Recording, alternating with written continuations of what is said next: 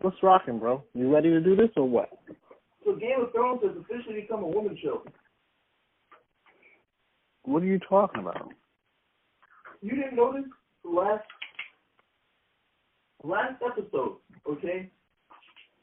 If you just paid attention, all of the female characters have received excellent character development. Even Miss Andrew. And the guys are just there. Because you disagree. I mean, come on. At the very beginning, everybody had, particularly the guys, had pretty excellent character development. You know, look at Jon Snow. He went north. You know, he was a steward, and then he became the Lord Commander of the Night Watch. Then he becomes the King of the North. I think, you know, his whole arc has been pretty excellent. And you have the same thing with Jorah. You know, he's in love with the Queen and all the things he's done. He was forced to leave her. He came back. He fought that battle in the arena. You know, he saved her with an assassin. I mean, all these guys, the guys have been pretty well developed. I mean, one of the things you've had is the women were, because, I mean, they're only one-note figures. Look at Sansa. Forever she was getting abused and stuff. But now, you know, she's finally coming to her own. Yeah, for no reason.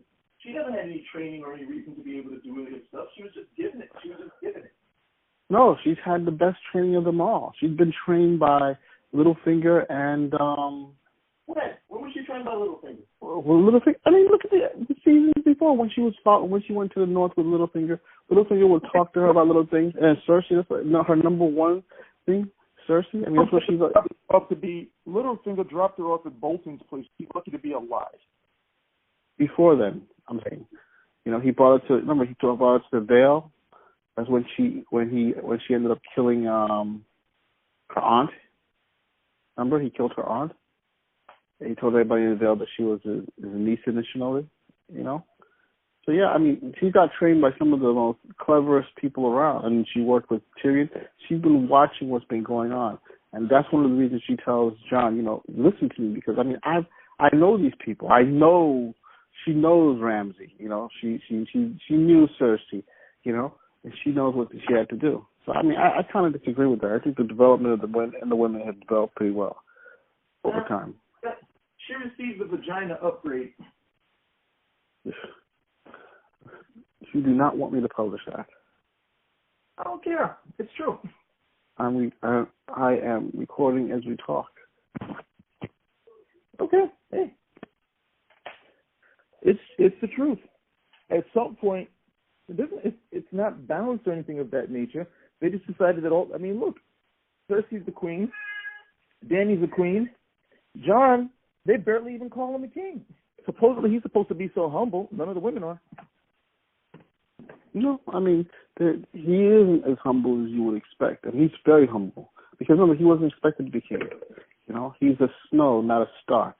You know, and so he always knew his place. I mean, I don't know if the taste of power. She's not humble about it. She's cool. his sister. She's talking back to the king. Right. He has to literally talk to out. He has to literally. She believes she's on the same level as him because she's his sister. That's it. No, she remember what she said to Bran when he came back? She said, "Bran, you are the true born son. You're the Lord of Winterfell." See what I'm trying to say? Nothing to do no, with but hold on. What I'm trying to say is that she is saying that, you know, come on, you just sound like you're being an apologist now. I'm not being an apologist. He's the king. She doesn't have any right to check his decision making in front of everyone, and she only does it because she's his sister. You're really going to argue with that? Well, look, I think Jon is not being smart and talking to her ahead of time. If you have an advisor, you can talk to her. But he doesn't need to talk to her ahead of time. He's the king. She's supposed to respect his place as king. She doesn't. I think I disagree. I think every time Jon is always surprised because you can see her face when he says these things. He's like, "What the hell?" You know, as opposed to like, you know, let's talk about it. You talk to your advisor just like Dany talks to her advisor. I mean, I would expect Cersei to be doing some of this stuff, and I think this is it's about respect. She doesn't respect his office. I disagree. Because if she did, she wouldn't challenge him. She would not challenge him publicly like she did. She'd say, "Okay, my brother's king. If I have anything, she knows the protocols as well. She doesn't want it. She wants power. Like and that's a big thing that they've done on the show. It's the vagina upgrade. One of the things I gotta say, you gotta look at the way the North works versus the. I'll just give you a good example between Danny's court and John's court. John's court, and I think we touched on it before, is basically his dining room, in the North. And the Lords have say. People talk. Some of them disagree with him. It's not only her. I'm trying to say you have some of the Lords. Oh, don't do it. Don't go down south. But he has to overrule them. I think there's a discourse that goes on again where they're having that whole conversation in front of everyone. And again, John, as a leader, should probably, I would think, have this conversation with his key advisors first, and then talk to everybody. But he doesn't seem to do that. And I think again, that's a maturity thing. He needs to learn more about how to prepare his people. So I disagree with the whole. He's not respected by his own sister. No, I disagree. Then why would he make her? Why would he give her the heir? Make her basically his heir. No, because John respects her. He believes that she's capable of doing the job. She doesn't respect him. That's the difference. If she did respect him, okay, she would say, okay, my brother's king. He's a new king. I need to be supportive. It would be different if she came out and say, hey, look, she said things that were supportive. No, she's a detractor, and she's his sister. But Sansa got a whole bunch of upgrades simply because people were, literally, all these people who watched the show were kind of like, hey, we don't like this. She's being abused. She's being, violated. We got to do stuff to empower her. So now we got a show full of empowered women, and the male characters are pretty much stayed. What do they do for the most part? They fight. That's it. John's king, he's the humblest dude there. I was like, this is the only dude with any legitimate power on the show, and he walks around half the time like, hey, I shouldn't even have it. Chicks are flying dragons, taking over this, right, and the other. I was like, man, they really got into this show. It was a totally different show first 3 seasons. But all you needed was some women to complain. They changed everything. And look at guys. Guys just roll with it, or they make excuses for it like you're doing. I kind of disagree. I told you in the book you have the whole arc. Well, once again, yes. But I'm just saying, and this is George Martin's vision. You have the women being dominated at the beginning. Hold on. Yeah, I mean, you can see it. You have Cersei. Look, you have Dany, where she's originally just. Huh? Because I'm pretty certain I'm right, because you keep deflecting to the book or somebody else's vision. I am talking about what we are seeing on the show. You're not, everything else that you're saying is some sort of way to mitigate it. That's what happened. This is not the same show. It's not with the same structure.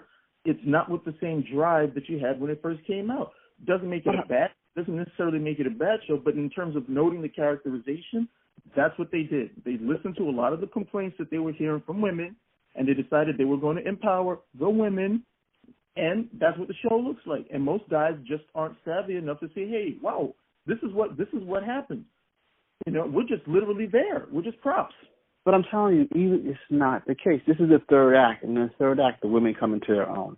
You see this from how they were being treated from the beginning, in the book and in the series. All of these women become empowered and become, where before they were marginalized and didn't have much of a voice. Were there men in the story that were marginalized or mutilated that then come into their own? Anyone? Yeah, well, the way it's coming, it looks as though Theon will have something like that because he was mutilated and he so will come to him. No. The answer is no. The answer is yes. It will happen. But you have to have time. As of right now, the answer is no. You're saying, it will happen. This is the last season. Okay, we have a handful of episodes left. There aren't any books coming out. The answer is no. Okay, we're going to have to agree to disagree because I don't know where you're getting this from, It's called critical thinking. But I explained to you several times, and we're back to square one. So critical thinking or not. I'm telling you what the author intended, how he wrote the book, how he wrote the thing. You can't tell me what the author intended about a television show that he's not writing. If it's he is working. He's writing the episodes. he also confers with the writers of the show on a regular. So you see some of the things that he's stacking paper from the floor to the ceiling. He could care less. He I told these guys supposed to end, and he goes with it. Yeah, okay, I get it. You disagree. I got it. Okay. Are you ready to move on?